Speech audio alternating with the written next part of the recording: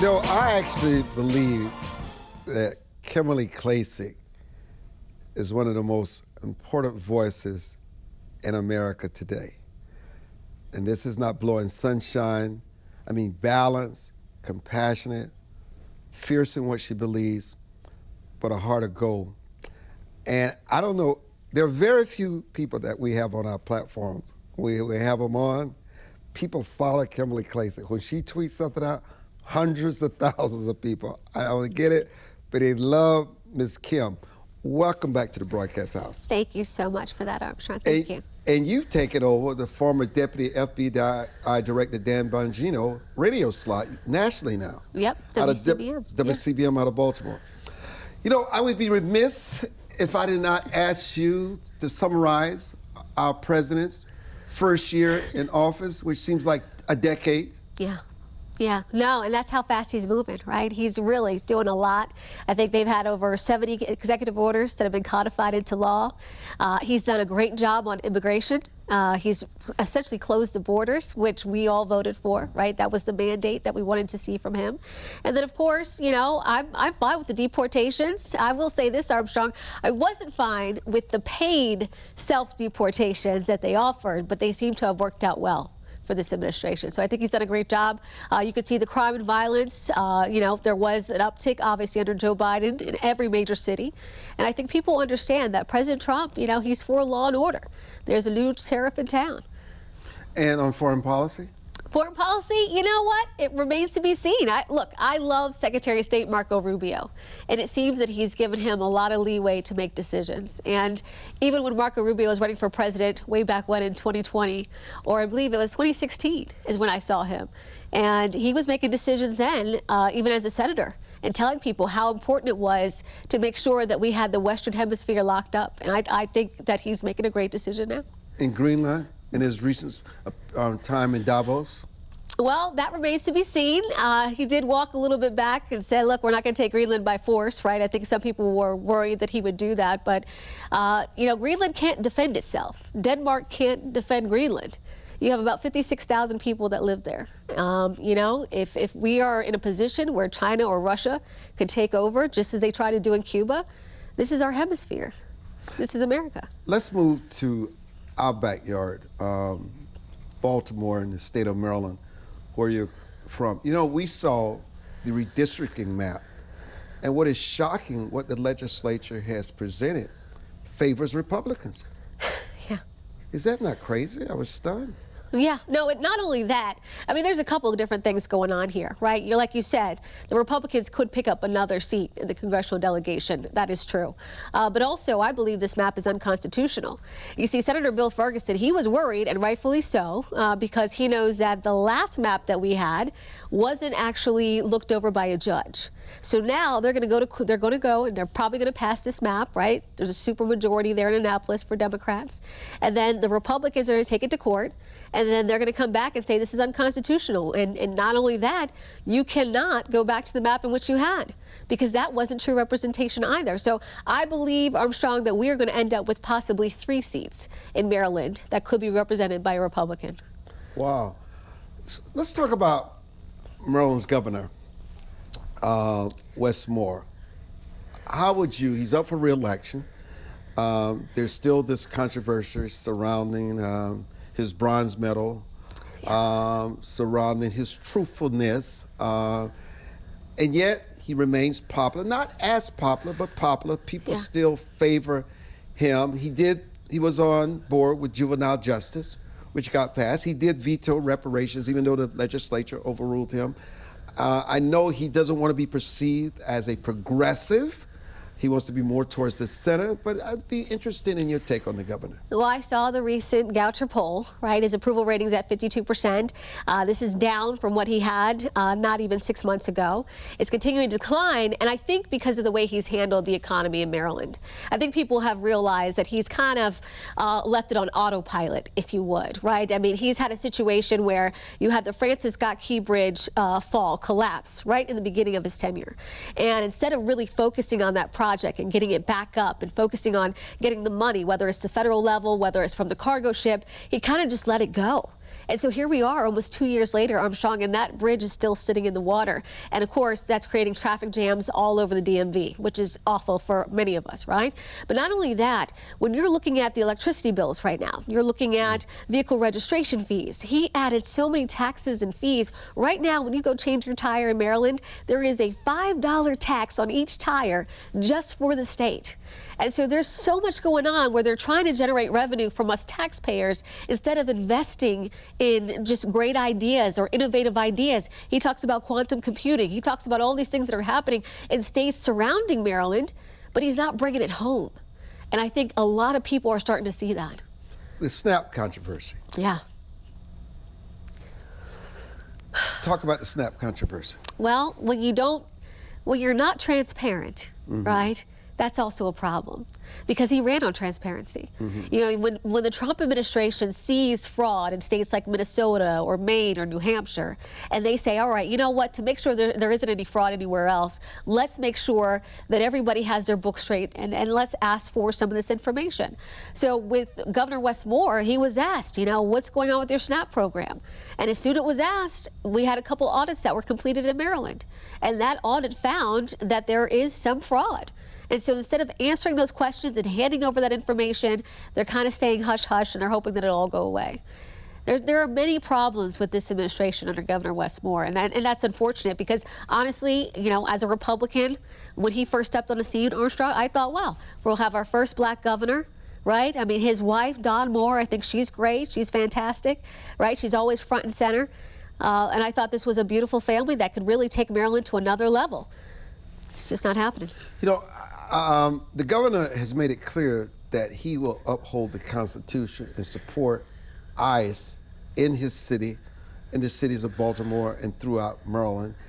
And because being a former military officer himself, he said they're only doing their jobs. But yet you see this insane legislation that if you're associated with ICE, then you can have no role in any kind of law enforcement once you're out of that role, particularly under the Trump administration. They would never do that with an Obama administration. Just insanity. Yeah, that's coming from a delegate in PG County. But not only that, we've got a couple of laws that have been proposed this session. You know, dropping 287G, our Senator Bill Ferguson, he's the president of the Senate there.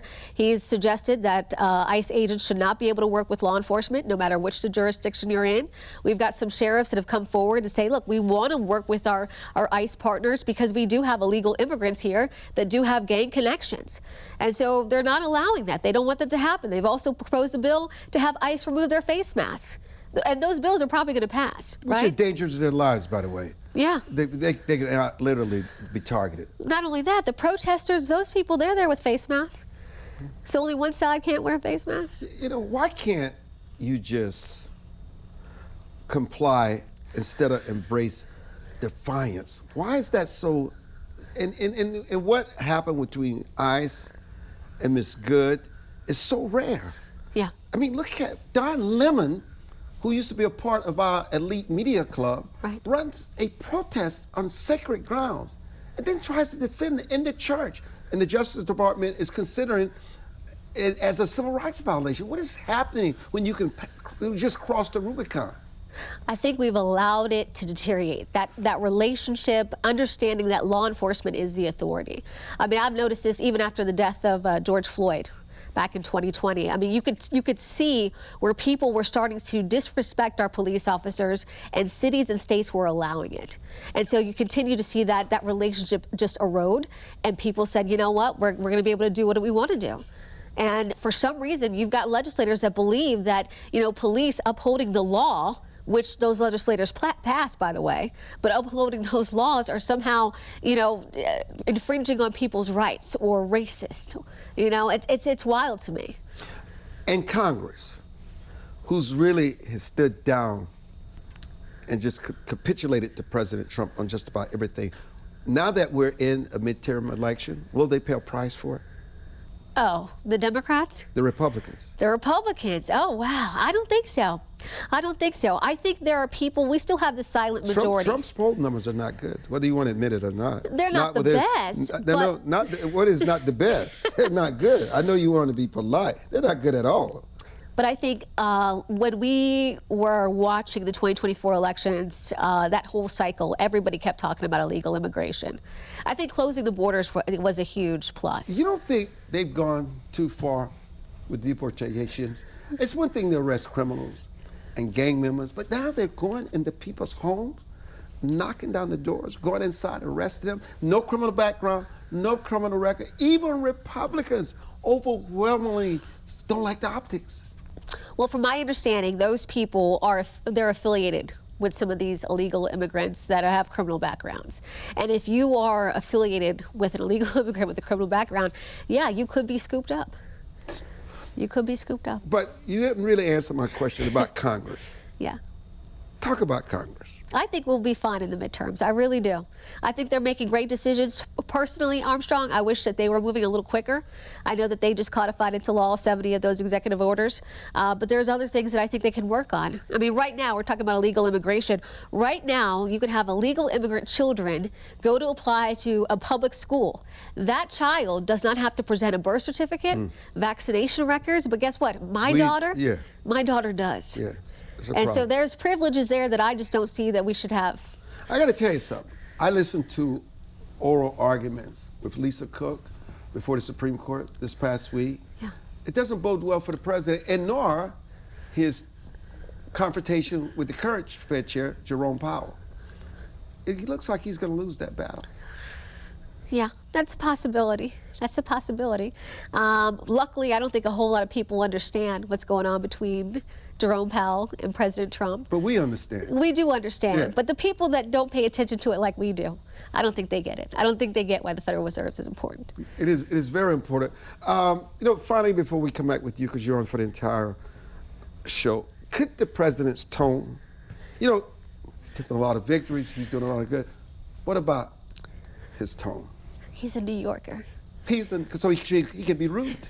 New Yorkers are rude. I have to say, is this from what a you're personal saying? experience. So because he's a New Yorker, they get a pass to be rude. Well, he talks like a New Yorker. Look, from personal experience. Talks like a New Yorker, behaves like a New Yorker. Yes. I saw him at Davos in his black coat, walking, and I thought I was looking at a mob boss. He looked like a mob boss. That's President Trump. And he plays it well, intimidated, but he does a lot of good, and I give him mad credit. Yeah. But could the tone be better? Look, I grew up in a house where my father was the same way. Really? Yes, and I think, your children are your report card. My brothers and I think we're all doing very well. Sometimes you gotta lead with a tough iron fist. The iron fist and the iron throne. Kimberly Klacik Unleashed here on the Armstrong Williams Show, and we'll be back with much more. Iron fist. Okay. That was a good one.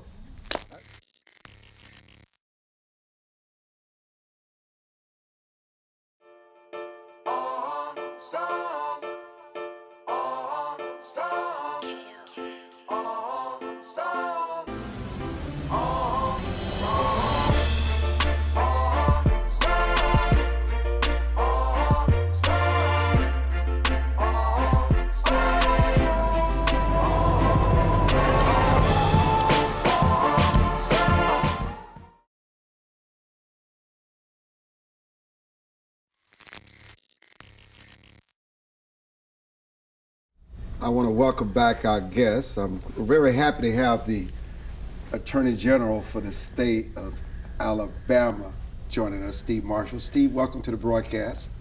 Good to be with you. Thanks for the invitation. It's our pleasure. Leonard Snipes, good to see you. And Derrick, hey, Armstrong. And Derrick Parks. Mr. State Attorney General, let me talk to you about something that is very often overlooked.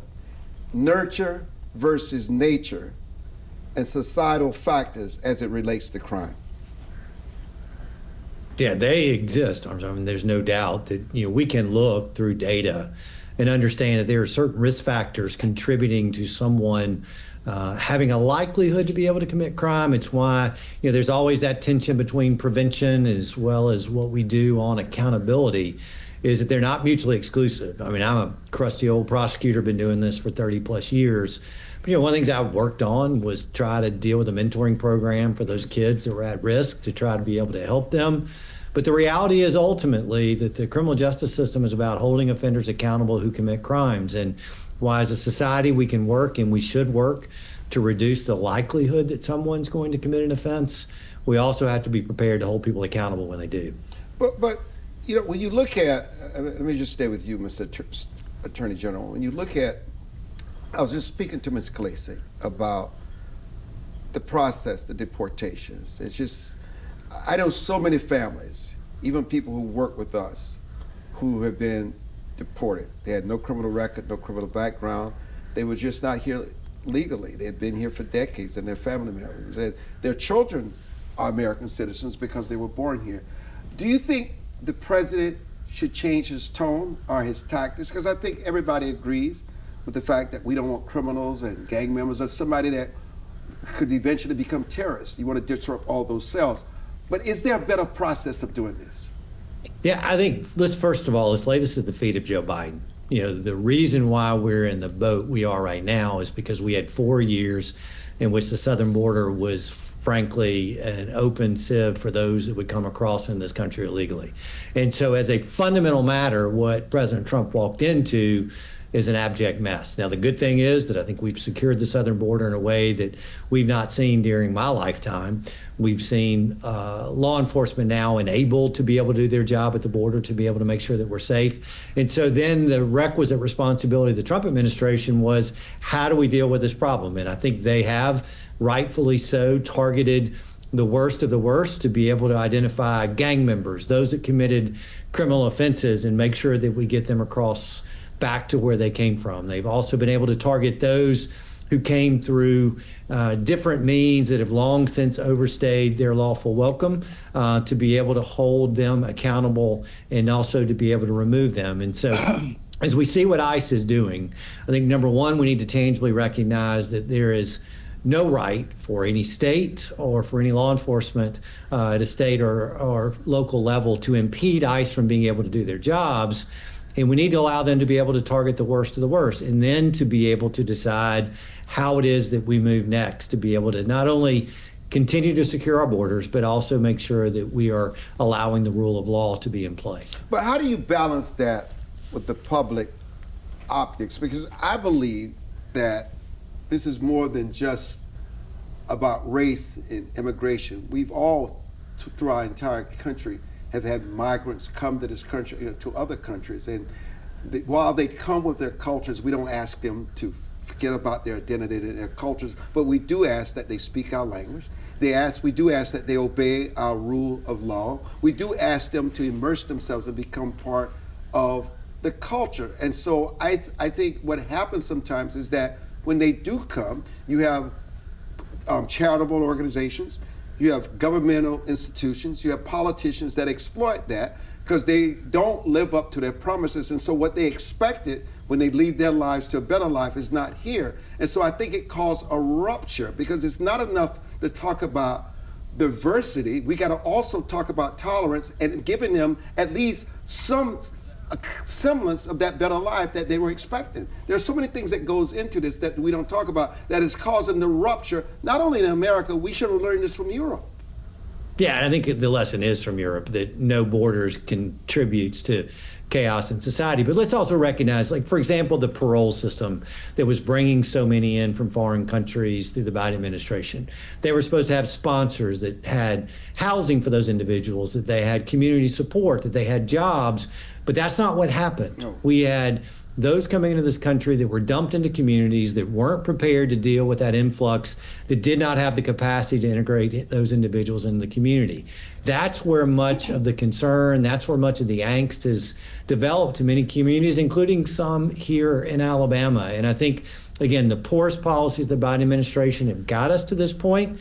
The fact that the Trump administration has authorized ICE to do their jobs is not something that we should back away from, but instead we should support their effort in being able to target individuals that need to be out of this country and allow ICE to be able to effectively do their jobs. When we impede the work of law enforcement, we're not doing anything other than enabling those who want to be able to do bad things. And not only that, but we should also not in any way condemn or allow for those on the left to attack law enforcement in the way that they have for simply doing their jobs. So Derrick, how do we make sure that other nefarious groups and individuals or dark money use these situations of protest? Because they don't really care. They're not there for any purposeful reason or any principled reason.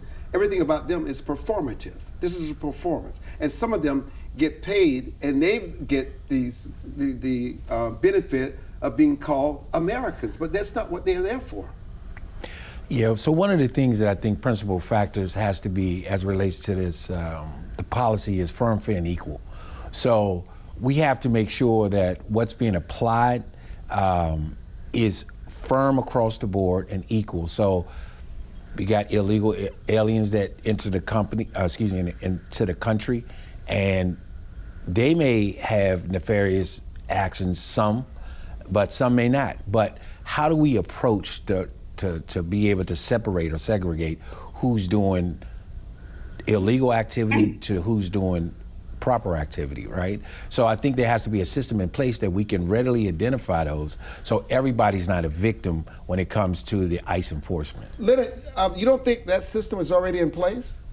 The system has been in place for years. I mean, we're talking about 6 million illegal immigrants under Presidents Bush, Clinton, and Obama. In fact, they called President Obama the deporter-in-chief. He deported 6 million illegal immigrants. So this process has been going on for decades, and it's going on basically the way that it's happening now. The thing that puzzles me is that how can you have 6 million illegal immigrants deported from the United States by ICE and by other federal agencies and local agencies, and no protest, no issues at all with the American public, but suddenly there are issues. You were right in terms of your discussion with earlier guests. The optics are very difficult, but nevertheless, this has been going on for decades without protest.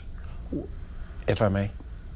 Well, I think it's the approach, right? So the difference, I think, under the Obama administration was it was a little bit more clandestine, where under the Trump administration, it's a lot more overt, where you actually see ICE agents coming on the streets, approaching individuals who may be on their way to work or, walking home with a bag of groceries. And the optics of that doesn't necessarily bear well with the general public, because how are they going to distinguish whether these are regular U.S. citizens or are they individuals that illegally came into the country? So I think that becomes a bigger challenge as far as this administration is concerned. Kimberly, if I may. Okay, please. If I may, Derrick, if I could just chime in here. So you see ICE agents on the streets today because, unfortunately, in many blue states and blue cities, they're not allowing these federal ICE agents to work with local law enforcement. So under Obama, they were able to take those detainer requests to the local jails, and they picked up those criminally charged illegal immigrants from the jails. They had cooperation. We're now looking at a time where you don't have that cooperation. And so ICE agents are forced to do the raids in the streets. Right now, we have ICE agents on the streets in Louisiana and southern states. Do you see anything like you see in Minneapolis and Minnesota? No, not at all. Why? Because in those southern states, you've got governors that allow federal ICE agents to work with local authorities. So when you impede that, you end up having the situation that you have in Minneapolis, and that is why Renee Good is not here with her 6-year-old son today. Attorney General Marshall, that's an interesting point, insightful as well, because you don't have these kind of blow-ups and controversies in Alabama, in your state. Is it because of what Ms. Klacik just laid out? And also, are crime statistics failing to truly capture the everyday lived experience of people in these cities? Yeah, there's no doubt that you've not seen anything close to what's going on in Minneapolis, here in Alabama, Louisiana, and other states in which ICE has been engaged. Look, they've actively been working in Alabama. 287G program is very effective for us to be able to cooperate with them. But let's also recognize that we are not, in the South particularly, proclaiming sanctuary cities or sanctuary places for those who are clearly in violation of the law to be able to say, come here and we'll protect you. You've seen rhetoric coming from a governor in Minnesota, a mayor in Minneapolis that's inflamed protesters and emboldened them to be able to push back.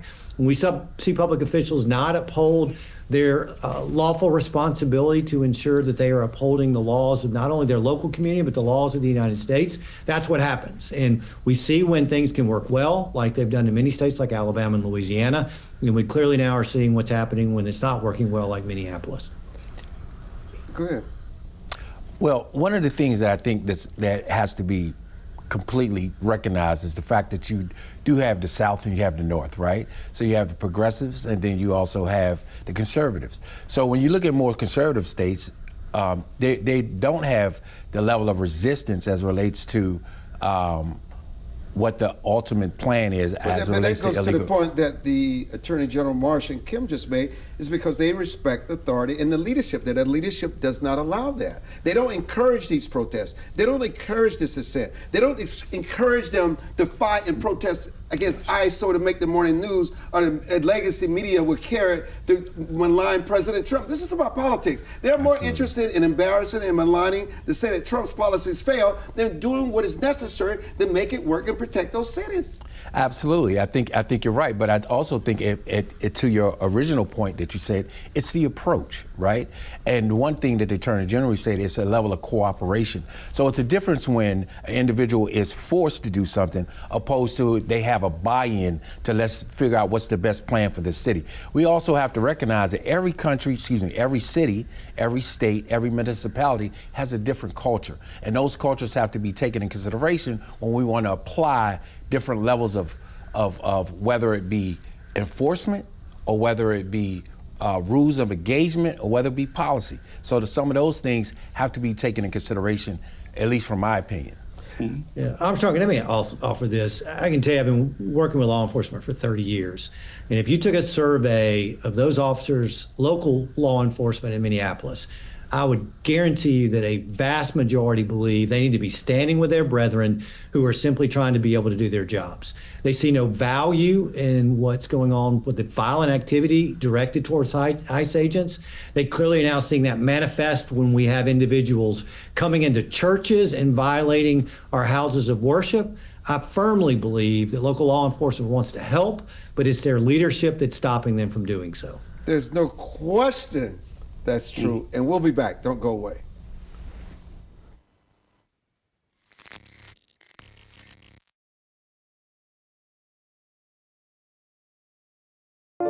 It is easier to build up strong children than to try and repair broken men.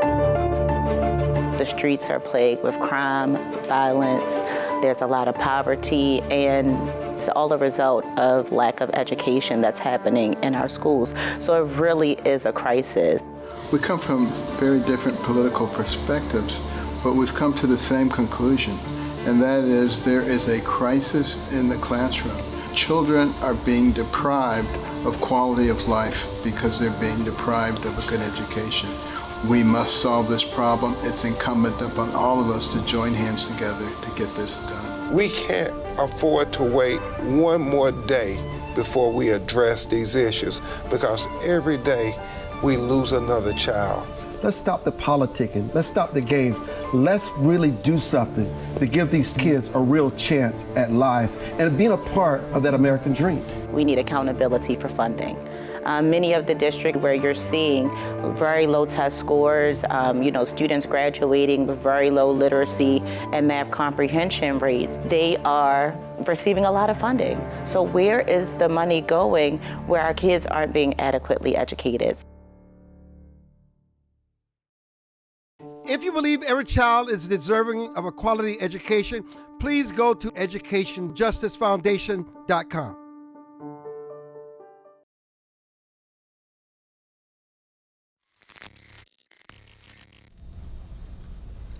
You know, Attorney General, it was interesting, the discussion about culture. I'm curious how crime rates, statistics vary from state to state, country to country. Is there much to differentiate them based on culture? Because to me, it's about the rule of law, it's about the language, it's about the expectations, it's about assimilation. Does it vary? And what is it that varies that makes the difference?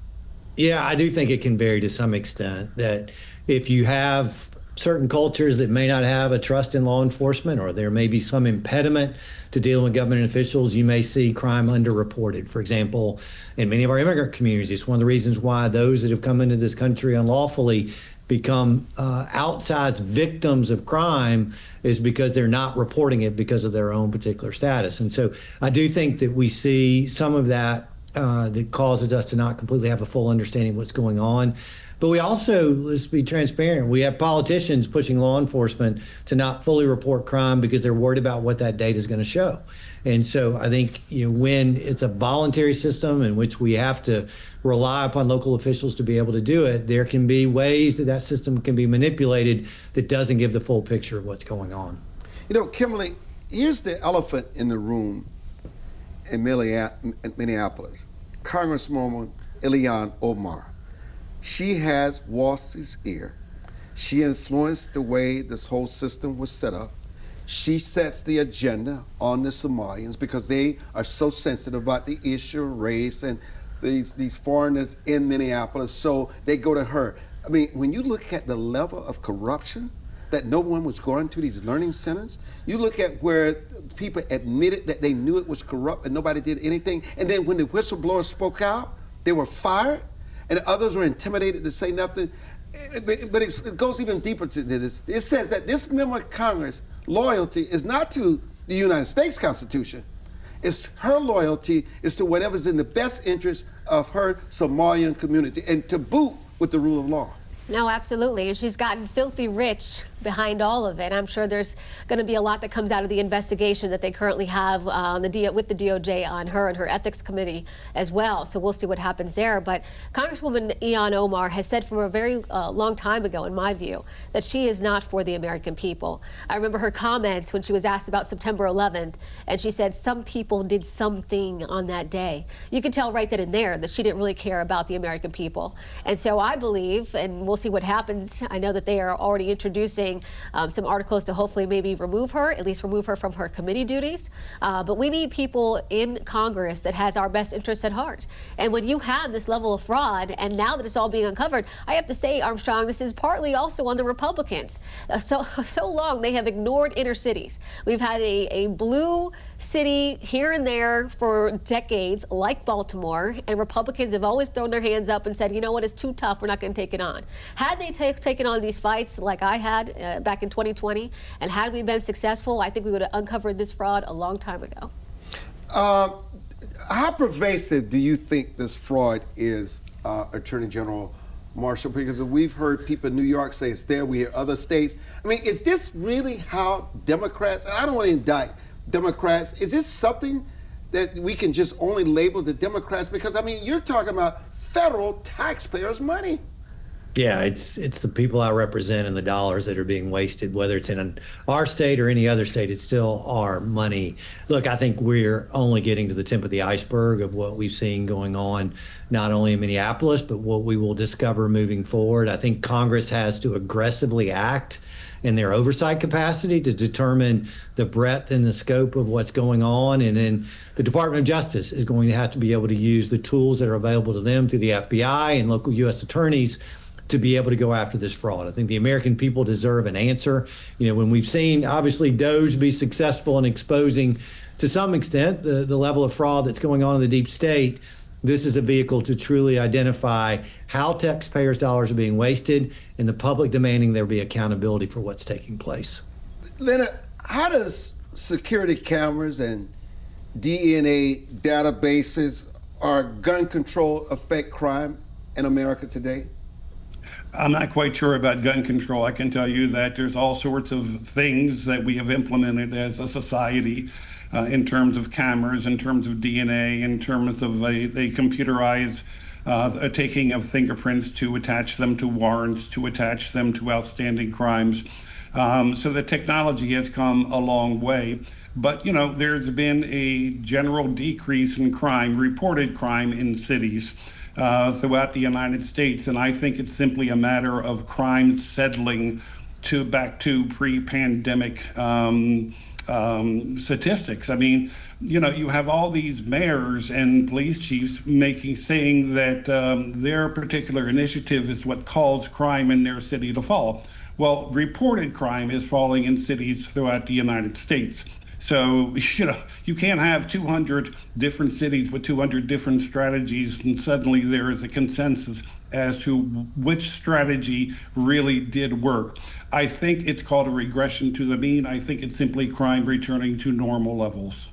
So, Attorney General Marsh, how do, let's just say, due process and civil rights impact crime and punishment, particularly in the space that you find yourself in as a state attorney general?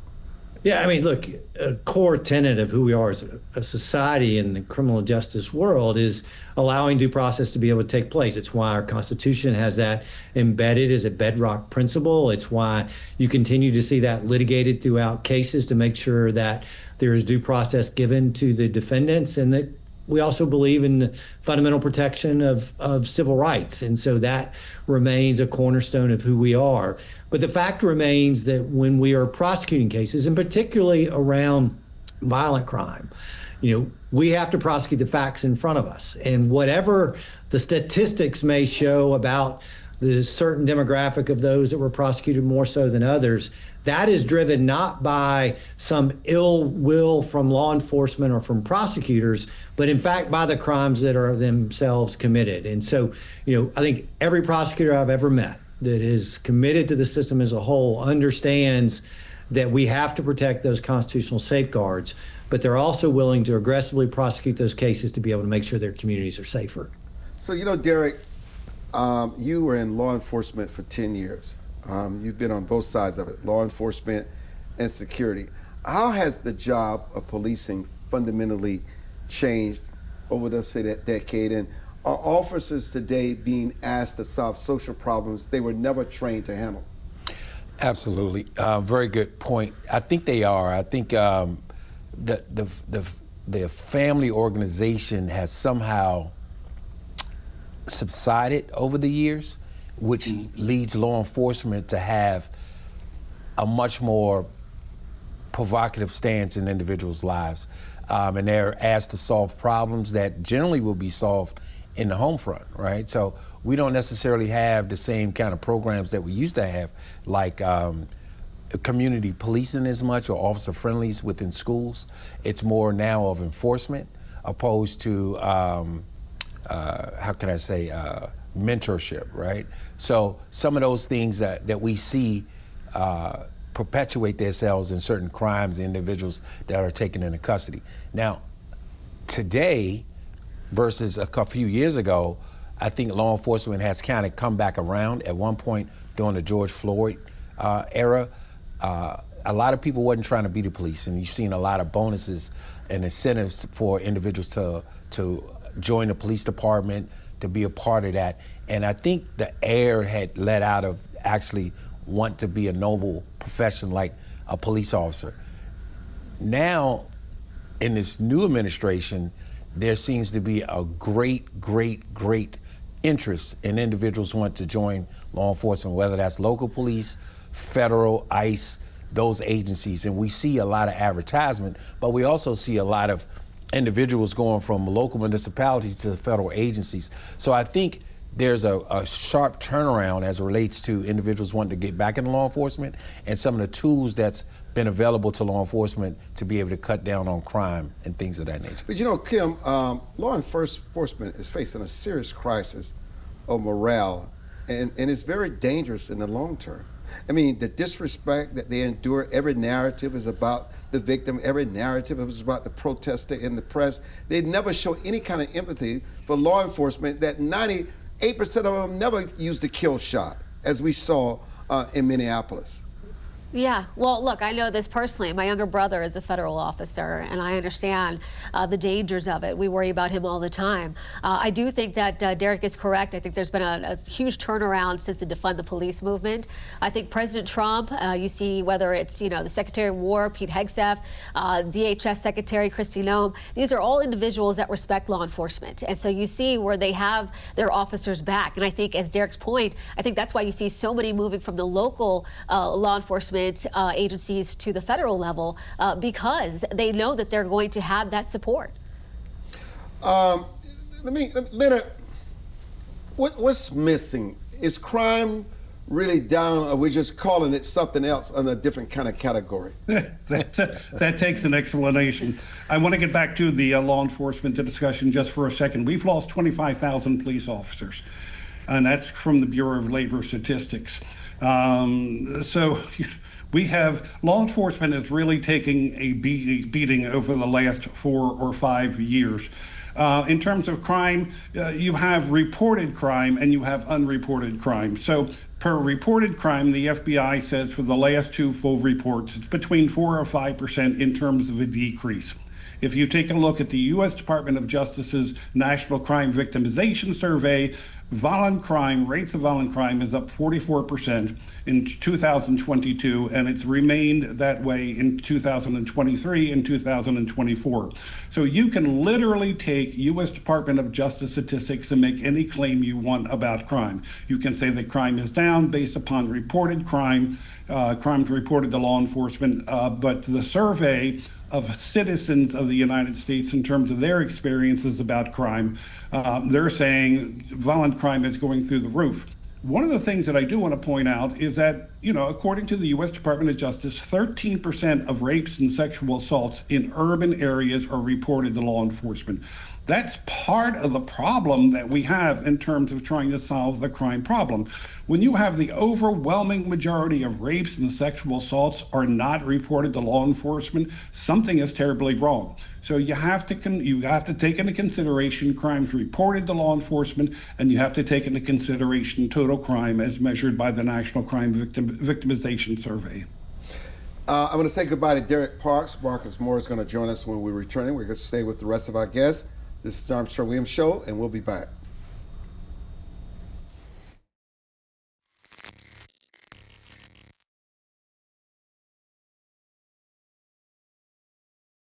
As a home buyer, you need a lender who cares about your home ownership dreams. United Security Financial has been helping families secure their dream homes for 30 years. We're a national fair practice lender that provides affordable mortgages and low down payment programs to eligible home buyers. To learn how United Security Financial can help you secure your dream home, call 1-800-373-4186.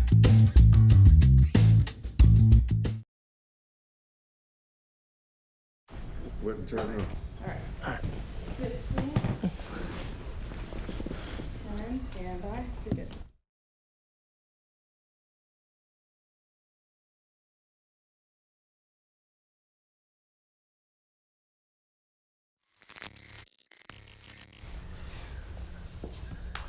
One of the things that we have to admit is what works. I live in Washington, D.C.,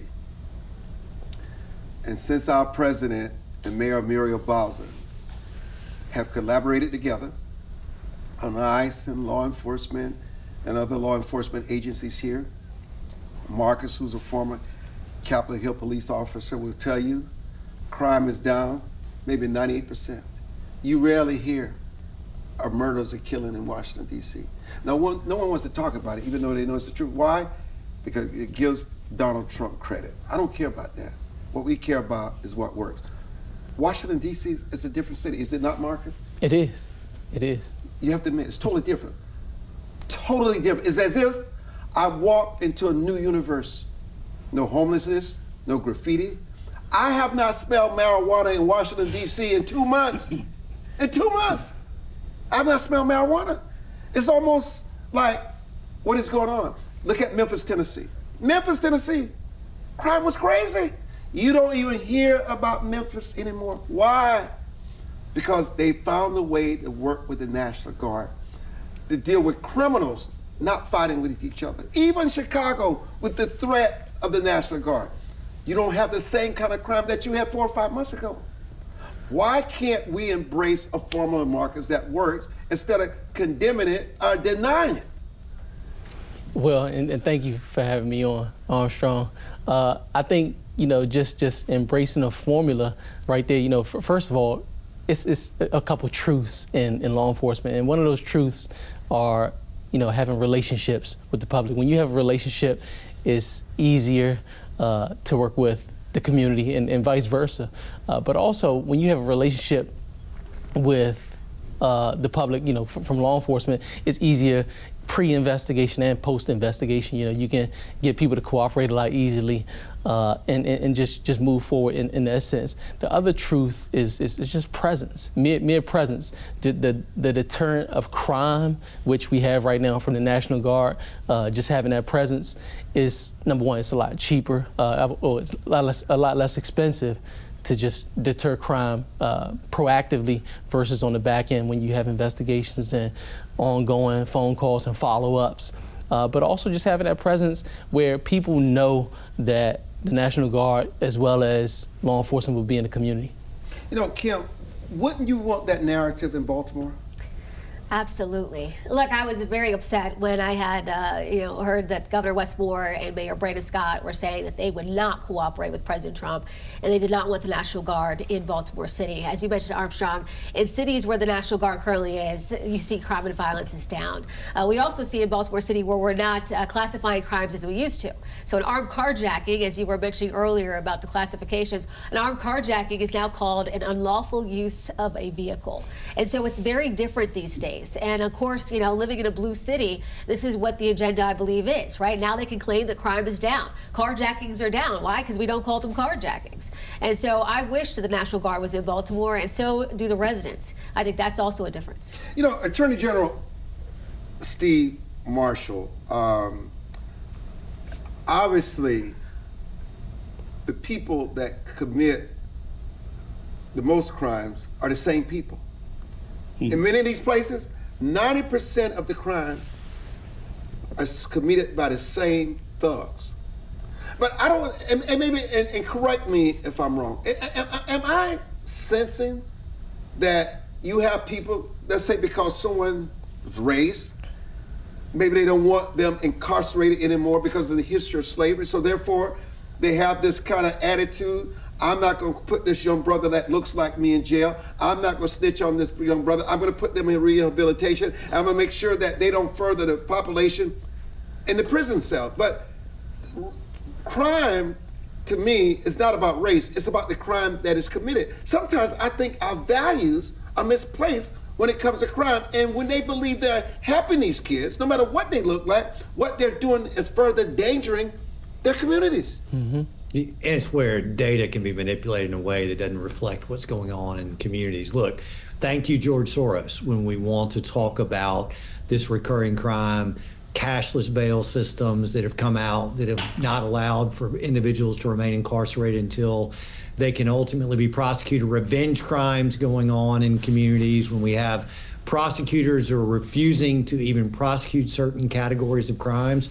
We shouldn't be surprised, but yet there is a smaller element that is the most significant driver of the criminal justice statistics, and it is important, not only for law enforcement, but for prosecutors combined, to be targeting those individuals and making sure that we are holding them accountable. And look, back to, I think, a comment a minute ago, is that when we're law enforcement fully staffed, when we are present and visible in communities, we see significant reductions in crime. Some of that has occurred with regard to the National Guard, or even in a project that we led here in Montgomery, with allowing state law enforcement along with AG investigators to be a part of a task force in our capital city. We saw a great reduction of crime because we served countless warrants, made new arrests, and were very visible in communities where they wanted us present. Leonard, tell us what never works that they keep trotting out? That never works. I can tell you what does work. National Academy of Sciences, 1,000 different methodologically correct pieces of research. Proactive policing is the only modality at our disposal right now, criminologically speaking, that reduces crime. Beyond that, there is no proof that any other modality reduces crime. I mean, look, you know, when I was going to college, I was a person on the street dealing with people in the city of Baltimore. I was a street counselor. So the whole idea of, you know, you've got the mayors of Baltimore and Chicago basically saying, hey, we provide violence interrupters and we provide social services to people, and that's why crime is down in Chicago, and that's why crime is down in Baltimore. Well, there's only 10 cities that are doing this, yet reported crime is dropping in other cities. The bottom line is, criminologically speaking, it is proactive policing is the only modality. I'm not suggesting that we don't try violence interrupters. I'm not suggesting that we should be trying everything as long as it's properly evaluated. But when you do these very strict, very careful evaluations of crime reduction programs, the overwhelming majority of them are shown to be not working. Kimberly? Yeah, no, I can attest to that, obviously, in Baltimore City.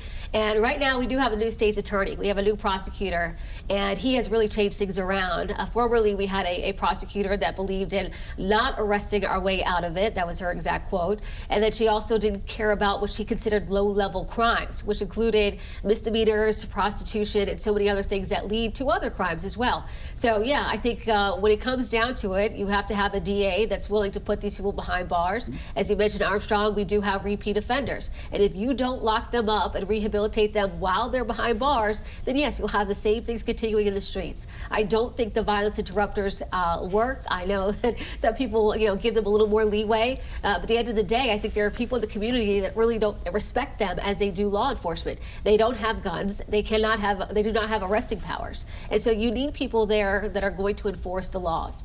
Again, lead with a heavy hand. Go ahead. And just to kind of tack on to what Kimberly was saying, the best violence interruption is proactive policing by having these relationships, because when you have relationships, you get quality intelligence, and when you have quality intelligence, then you can interrupt crime a lot of time because you know who the bad actors are. And again, when the investigation starts, you save the taxpayers a ton of money because that investigation is ended a whole lot earlier, and we have less cold cases. Armstrong. Mr. Attorney General, in the final minute we have, where do prosecutors and the courts fit into fixing this criminal system? Yeah, they're integral in what's going on. It's why Soros saw, by taking over prosecutors' offices, that he could impact his liberal agenda as it relates to criminal justice in our country. They have to be engaged. They have to be supportive of law enforcement directly, but they also have to understand that within accountability comes punishment, and we need to make sure that we're holding our offenders accountable, taking them off the streets, and allowing law enforcement to be able to do their job safely.